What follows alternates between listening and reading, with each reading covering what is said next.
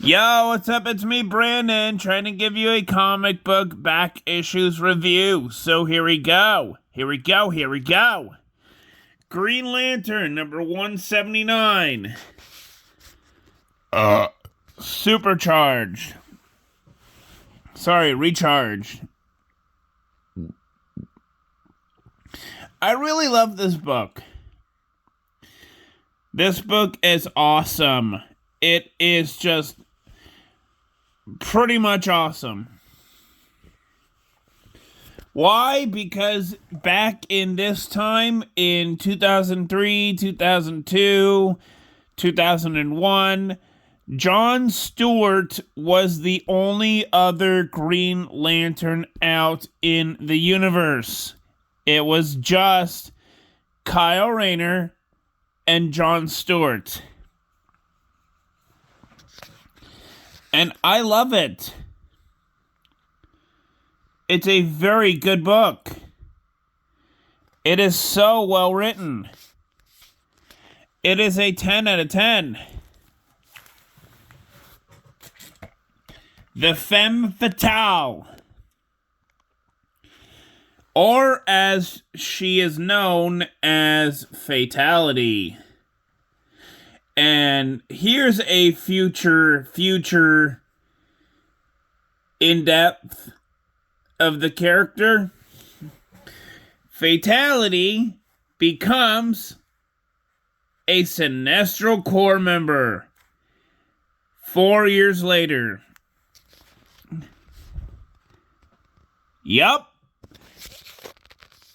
She becomes the first, not the first, sorry, the only Sinestro Corps member of her planet. And her planet is Zangshi. And guess what happened in Green Lantern Odyssey? That's right! Planet Zangshi gets blown to bits! And that happened in 1989.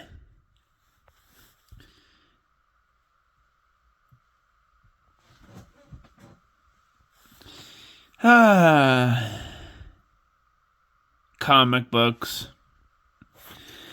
But yeah, this is Fatality, one of Kyle Rayner's enemies. But guess what happens in the New 52? She becomes a Star Sapphire. Technically, it was the old 52, but guess what? I'm talking about Green Lantern New Guardians. She teams up with Kyle Rayner, let's just say 8 years in the future, based on the comic book date of 2003. Sorry, 2004, I mean. Yeah, she is the only person in the universe to have a yellow and a pink ring. But it's funny because the yellow ring was converted into a pink ring.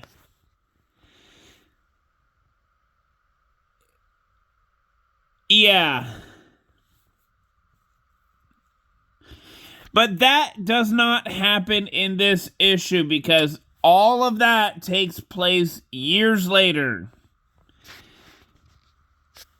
But in this story, she's just Kyle Rayner's arch nemesis, villain of the week. And I love it. I always thought that Fatality was always meant to be a villain of the week character. And I love it. It brings out the strong suit of her character, which is that she is a badass warrior. And I love it. 10 out of 10. Oh boy. I love this because there's a reason why I love this book. It's because Terry, Kyle's assistant, is gay. And guess what? His father is a homophobe. His father is a homophobe and does not like gay people simply for existing. And basically, Terry's father calls him a huge fucking mistake. But Terry tells his father that he can't help if he was born gay. He can't help it. Which, yeah, I can definitely see the character development for Terry. I guess you could say that. Because it kind of reflects on the real world whenever people, come out.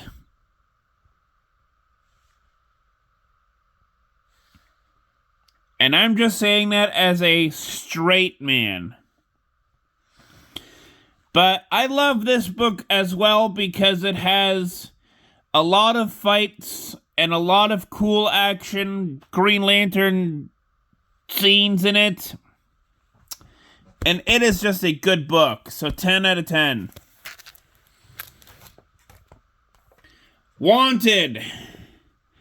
Green Lantern number 173 was an awesome book. And I love it. He's holding a fucking sword. How badass is that? He's holding a fucking sword. It's pretty awesome, in my opinion. 10 out of 10.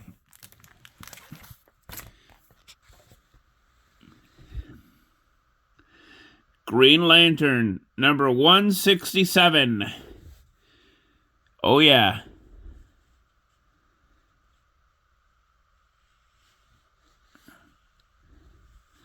I love this book. This book is so awesome.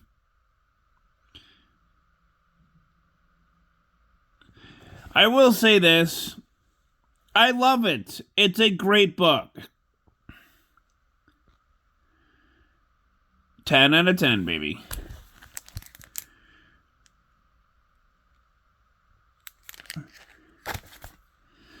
Green Lantern, number 166. Is awesome to the max. More Green Lantern shit here, and I love it. I will say this, during the 2003, 2004, 2005 era, Kyle Rayner had a girlfriend named Jenny Lynn Hayden. Yeah, Jenny Lynn Hayden. And guess what? If you're a DC comic book nerd,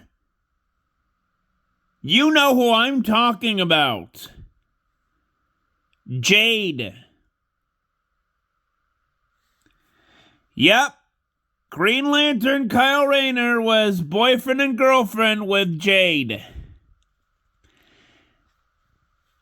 It's a pretty good trade-off, in my opinion. Because Jade has the same exact powers as Green Lantern does. Only she does not need the ring. But it would make sense if she had one.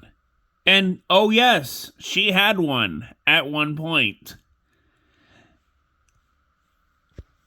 Comic books are awesome.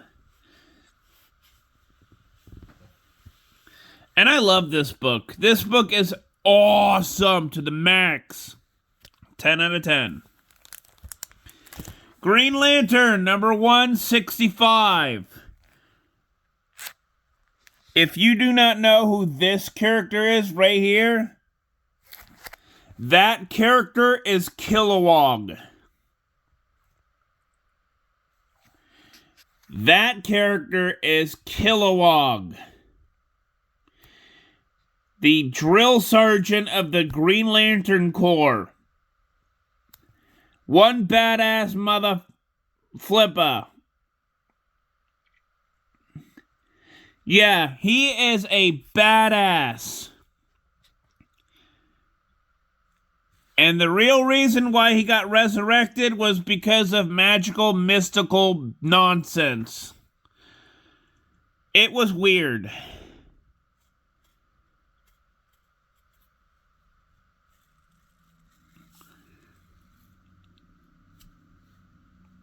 But yeah, this is a very good book, though.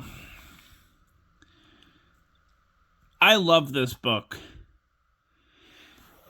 And the way that he was resurrected was all because his entire species deals with death very differently. They view death as a part of a unimind.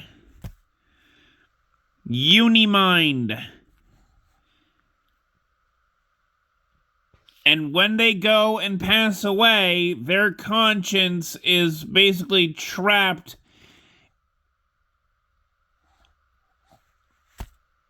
Yeah, it's completely nonsense. Their conscience, their souls are basically trapped and fused into one. It's just so convoluted. But this book is my favorite book because of the fact that there's a side story, namely Terry and his boyfriend David.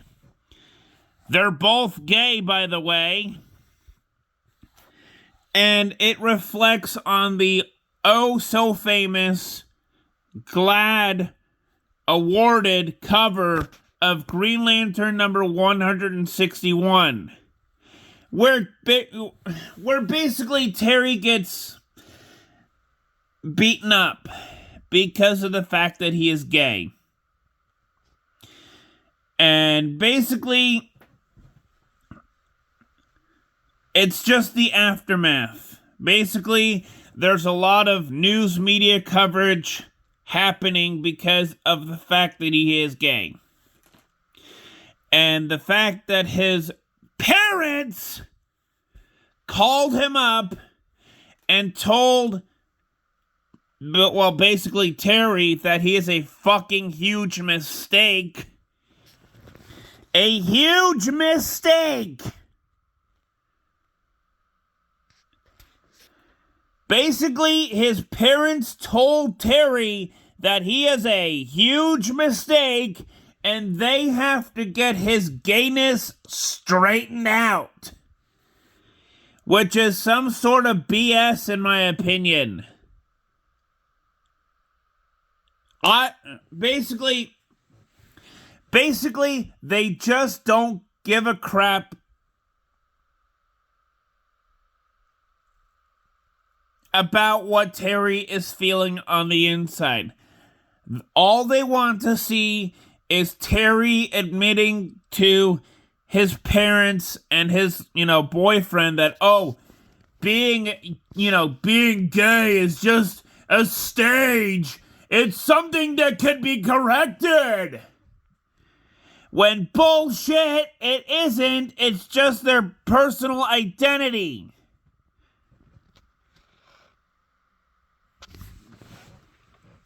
And this is coming out from a straight man's perspective.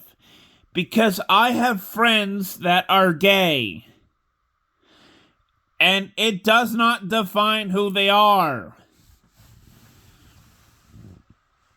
Who all of my friends are. It does not define them. It's a part of them, but it's not defining who they are. Which is utterly, I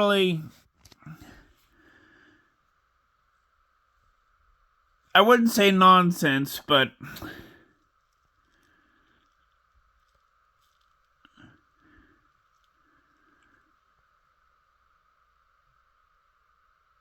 well, I guess you could say utterly inspiring. There, I'll say that. Because of the fact that Terry just wants to get his side, his personal story just out there. And his parents are just telling him that he is a mistake over and over and over and over again. Which is not fucking... Which isn't fucking true if they just get rid of their fucking homophobic ideas. It's basically what happened to Terry getting beat up by two people. Oh, and guess what? He was beaten up to the brink of death. That's why the people want to see what was in his story.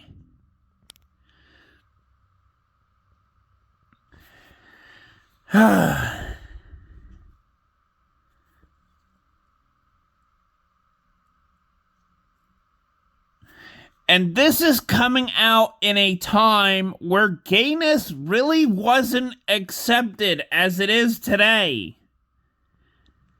20 years later. It just wasn't accepted. People thought 20 years ago, people thought that gayness was just a stage, that they're going to get rid of it eventually, yada yada yada. But you know what? Some people are gay. Deal with it. And for that reason, I'm going to give this a 200 out of 10. A 200 out of 10.